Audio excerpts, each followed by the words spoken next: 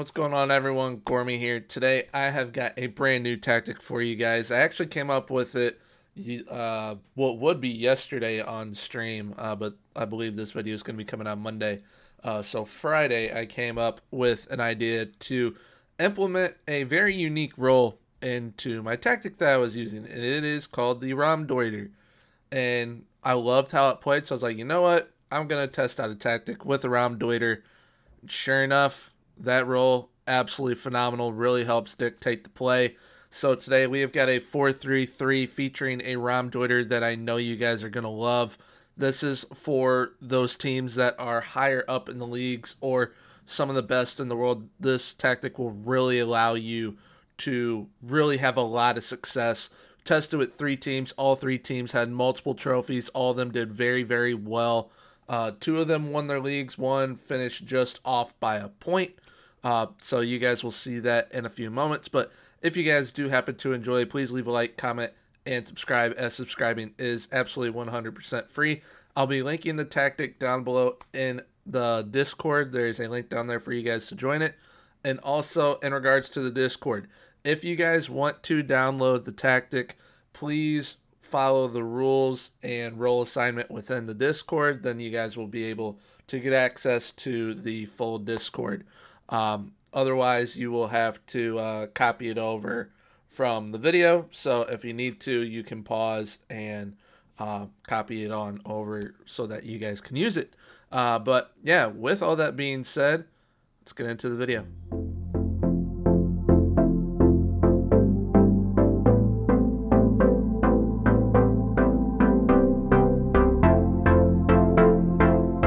Alright, so this tactic is called Rom Dirty. Here is the Rom Dirty. They will be playing on the right side. Now, I'm going to highlight the Rom Dirty really quickly. So, what a Rom Dirty is, it is translated from German meaning space investigator. His main role is to find pockets of space in which to operate, essentially a wide poacher. So, it's like having another striker, but they're wide. The Rom Dirty takes up seemingly harmless positions out wide, waiting for the opportune moment to burst through the defensive line for that telling shot or cross. He's difficult for defenders to pick up, as he will often drift from his assigned position, looking for any opportunity to exploit. This can result in quiet periods during which the Rom Dirty may neglect his defensive duties. Therefore, adequate cover and a strong team shape are key in order to fully utilize his attacking prowess in the final third, which is why we have got a Mazzella on attack and a wingback on support that will help cover for him while he is really looking to exploit the opposition. When you are using this tactic in game, you are really going to be able to see what exactly the Rom Dirty does. When I first saw it, I was kind of blown away. They really, once they get the ball, they're really methodical with it.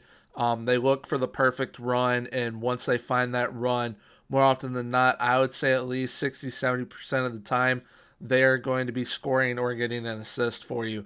The players that play that role are very, very solid and have very good all-around game. The players that played it for this Bayern Munich test, out of the 3 teams, it was Serge Gnabry and Thomas Müller, and they both did very, very solid. But getting into the Rom Dirty tactic, we've got an advanced forward on attack up top with shoot more often added. When an inverted winger on attack on the left side, crosses aimed at far post, so he's trying to hit that Rom Dirty. Then we've got the Rom Dirty, although we added to him, was take more risks. Mazzella on attack, although we added to him, was tackle harder. Central midfielder on support, what we added to him was take more risks, move into channels, and tackle harder. Ball-winning midfielder, what we added to him was take more risks. Wing back, there we go. Wing back on attack, cross aim center, tackle harder, mark tighter. On the right side, we've got a wing back on support with cross more often, crosses aimed at center, tackle harder, and mark tighter. Central defender on defend, although we added to him, was tackle harder. Same thing with the ball playing defender, although we added to him, was tackle harder. Then the sweep keeper on support was left as is. Now, this is played with a positive mentality. If you are a team that is wanting to utilize this tactic but aren't one of the best yet, I would definitely suggest going balanced. But once you are a goal or two up, go to positive. And if you are one of those better teams and you are a goal or two up, go from positive to attacking. You can really take advantage of your opponent with this tactic doing so by doing that. But we now move to in possession. We have got fairly narrow attacking width, pass into space. We overlap on the left and play out from the defense. We work the ball into the box and have a higher tempo. In transition, we counter press and counter, and we roll the ball. Roll the ball out to the defense. And then when we are out of possession, we use the offside trap. We have a much higher line of engagement for the offense and a higher defensive line, and a more often trigger press, aka more often pressing intensity. And then the set pieces that are attached to this tactic are my elite set piece tactics that I used last year in FM21, but I have adapted to FM22. So they will be attached to this tactic. And if you guys do download it, then you guys will be able to have this tactic and those set pieces. And the set pieces are also in the Discord as well. So, yeah, without further ado, let's check out how all three teams did in the test. All right, so here we are with Bayern Munich. They finished in second, off by a point. They lost 2 games. Borussia Dortmund only lost 1. So that is why they did not win the Bundesliga. But they ended up being runners-up in the Champions League. They won the DFB Pokal, and they won the German Super Cup. So domestic double. I know for most Bayern Munich fans, they would want at least 3 trophies. But got to settle for 2 with this. They still played absolutely phenomenal. They were the best team in the league. It's just that they lost 1 too many games, and that is what is disappointing. But with the team overview, they scored the most goals in the league, 10 more than Borussia Dortmund, 118 goals. They had the most shots in the league by 4, fewest shots against by a landslide. Best pass completion and most possession they're not in. Most tackles won, however, they are with 564. They finished in 8th. Most dribbles made, they had 436, coming in second. They had the most shutouts with 20 and fewest conceded with 18. So this tactic, very, very good. And they had gone 30 matches without losing. So that one extra loss happened earlier on in the season, and it really hurt them in the end. Also, they drew 1 too many games as well, which is upsetting. But once we get into if it wants to do it correctly, there we go. Goals, Robert Lewandowski had 39 goals, 10 more than Marco Reus. So Marco Reus did absolutely phenomenal. Most assists, Joshua Kimmich with 21 and Thomas Müller with 9. Most shots, Robert Lewandowski had 158. Most player of the matches, Kimmich and Lewandowski both had 8. Most key passes, Kimmich with 272. Almost 300 key passes. That is insane. He mainly played the central midfielder on support role, but would also play that Mazzala on attack role from time to time. Best pass completion, we are not in, nor are we in most tackles or dribbles, but shutouts, Manuel Neuer had 20 shutouts, and he only conceded 17 goals. So that is absolutely phenomenal from the team. I mean, from the squad overall, this is where it's kind of crazy. So, Lewandowski had 66 goals playing that advanced forward role. But, I mean, what really, really helped was Joshua Kimmich and Thomas Müller. Once you see it in-game, in the match engine, the central midfielder on support, very, very important, but the Rom Dirty is integral to opening those spaces and making it easier for players to get open, because he can be used as a distraction, but also uses other players as distractions as well. That role is very, very fun to have. Thomas Müller had 22 goals. Serge Gnabry had 20. Leon Goretzka with 15. Shula Nianzou and Upamecano all with 10. And then we've got Kimmich with 35 assists. Alphonso Davies with 13, Thomas Mueller with 12, Marcel Sabitzer with 11, Gretzka, Pavard, and Musiala all with 10. So that is absolutely phenomenal. And I mean, Jamal Musiala had quite a few games as well. So that is awesome to see. Best average rating was Kimmich with 7.86. Then he had Lewandowski with a 7.77. And then where is Thomas Mueller? He had a 7.0, so we'll definitely take that. He is on the slower side of the players that we had playing the Rom Dirty role. Serge Gnabry was also that other one playing the Rom Dirty role. He had a 7.14. He was on the quicker side, and Serge Gnabry did a very good job in that role. I didn't know how well he would do, but he ended up doing pretty well. But now that we have looked at Bayern Munich, we are now going to look at Benfica. All right, so here we are with Benfica. This team is quickly becoming one of my favorite teams to do testing with just because of what all the players can play role-wise and how good a lot of the players are. Yes, they are predicted to finish in, I think it's like second or third in the league, but I mean, they still have to take down Porto, and they did by winning the league on 87 points. They got knocked out in the first round of the Champions League, though, by AC Milan, which is unfortunate, and they lost in the semifinal to Porto in the Portuguese Cup. But for the Portuguese League Cup, they ended up winning it. So, domestic double once again. Now, getting into the team overview, goal-wise, they had 113. Next highest was 72 with Porto. Most shots for, they had 713. And then few shots against, they were in second with 253. So they allowed more than Bayern Munich. But Bayern Munich has a very good team. I'm not saying that Benfica doesn't, but there's definitely, a skill gap there for sure. Best pass completion and most possession they're not in. Most tackles won, however, they are there in 6th with 504. Most dribbles made, they were not in. Most shutouts, they were, though, and they had 19 and only conceded 22 goals during the season. Now, player overview-wise, most goals, Darwin Núñez. I was not expecting him to put up these type of numbers with this tactic. He had 34 goals. The dude is very good.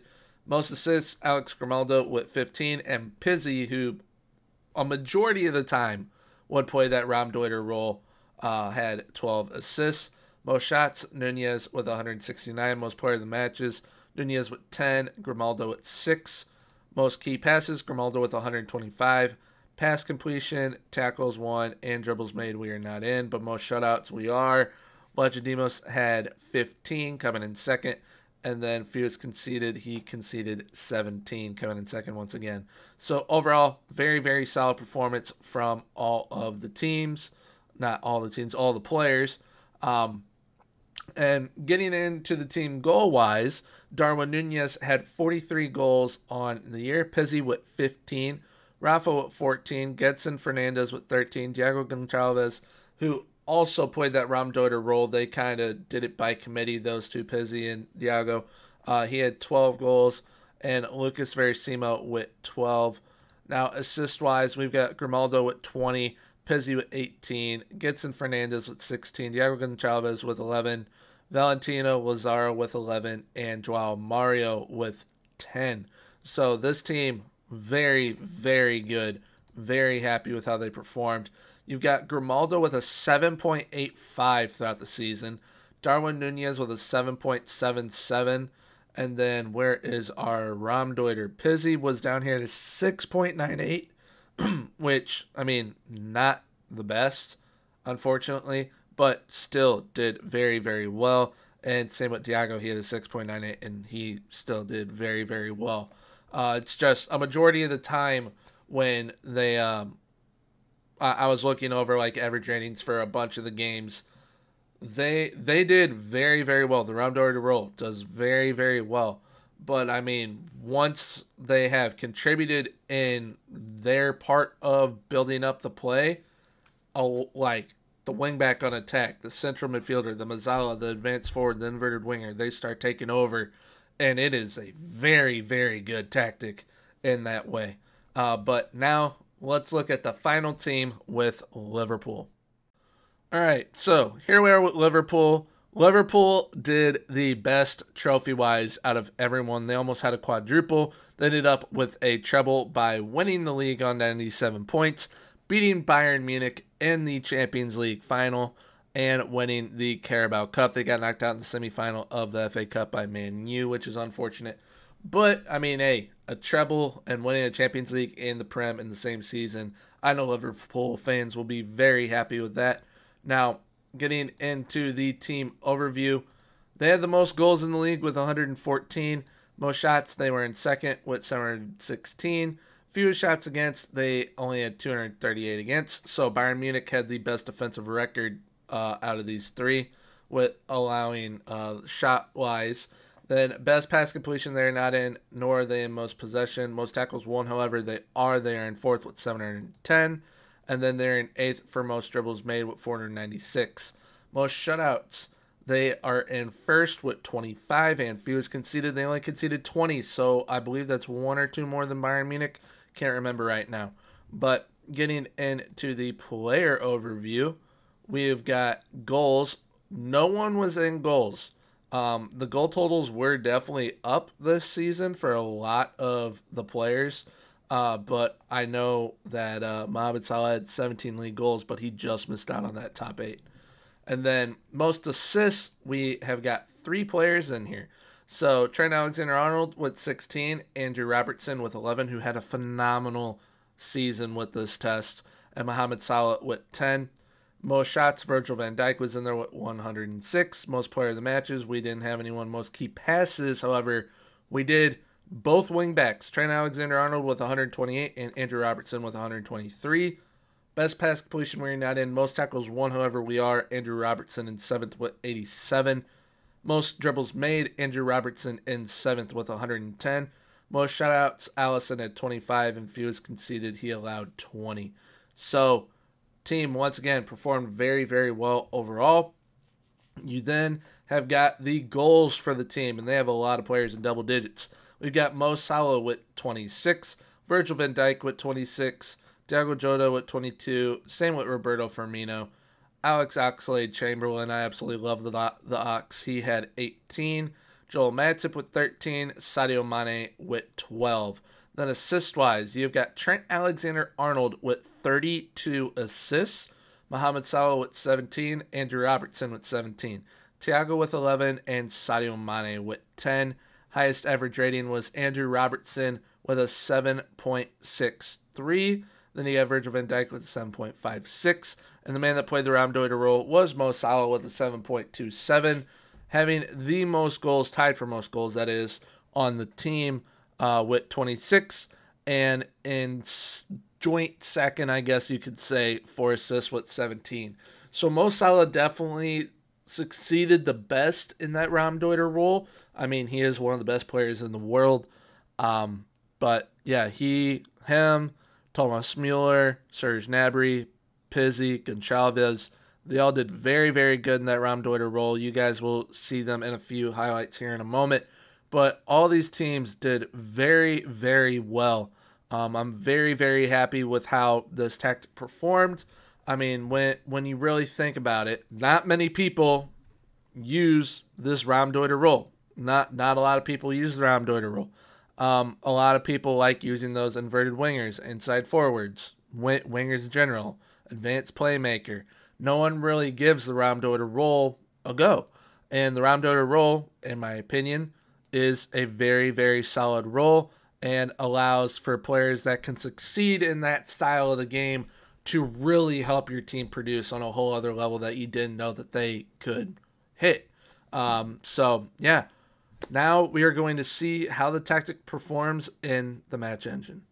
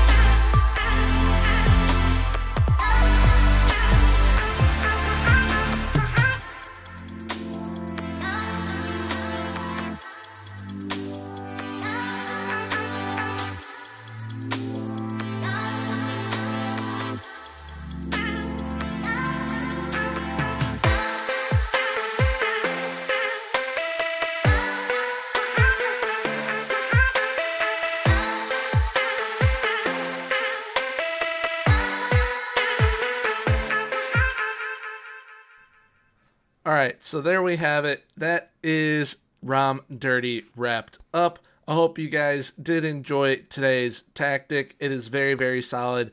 And like I said earlier in the video towards the beginning, there will be a link down in the description for the Discord. That is where you guys can download the tactic. And if you guys do not join the Discord, you guys can go ahead, copy it on over from the video. Just pause as you go and repeat exactly what I did. But yeah, I hope you guys did enjoy this tactic. I'll be using this tactic live actually over on my Twitch at twitch.tv/ygormy with my Ailson's FK save. We'll be using it for the rest of the season most likely. Very, very solid tactic. Really like what I see from the game engine from this test and from my personal save with Ailson's. Looks very, very good. But yeah, that is it for today. So if you guys did enjoy it, please leave a like, comment, and subscribe, as subscribing is 100% free. And until next time, have a good one. Bye-bye.